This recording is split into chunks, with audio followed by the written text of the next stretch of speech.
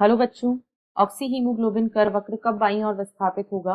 विकल्प ए सामान्य ताप तथा पीएच पर, विकल्प बी कम तापमान तथा उच्च पीएच पर, विकल्प सी कम पीएच तथा उच्च तापमान पर, या विकल्प डी कम पीएच तथा कम तापमान पर।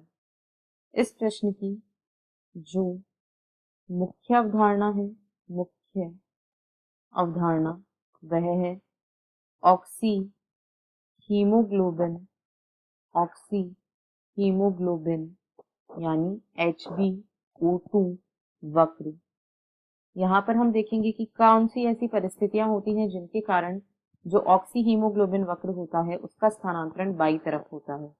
तो इस वक्र का बाईं तरफ स्थानांतरण होना, यह इसका जो बाईं तरफ स्थानांतरण तब होगा जब ऐसी परिस्थितियां होंगी जो हीमोग्लोबिन, जिसमें हीमोग्लोबिन की ऑक्सीजन के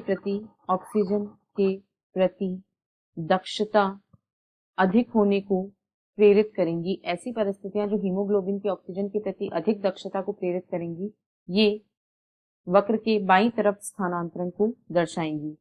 यदि इन परिस्थितियों को देखें तो उच्च PO2 यानी ऑक्सीजन का आंशिक दाब अधिक होना या CO2 का आंशिक दाब कम होना और H+ सांद्रता कम होना यानी कि pH का अधिक होना, साथ ही तापमान का कम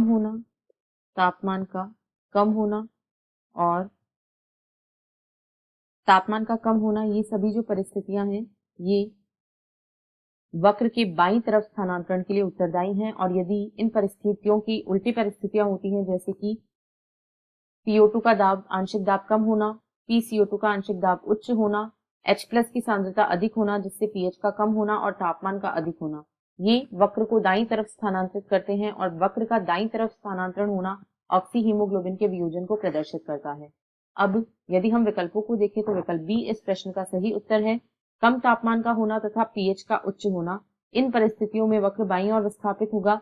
सामान्य तापमान और pH पर वक्र का स्थानांतरण नहीं होगा। यदि pH कम होगी और तापमान उच्च होगा तो यह वक्र के दाईं ओर स्थानांतरण को प्रेरित करेगा। और कम pH तथा कम तापमान, तो pH का कम होना यह भी वक्र को दाईं तरफ स्थानांतरित करेगा। अतः ये तीनों विकल्प गलत हैं। आशा है आपको प्रश्न समझ आया होगा। धन्यवाद।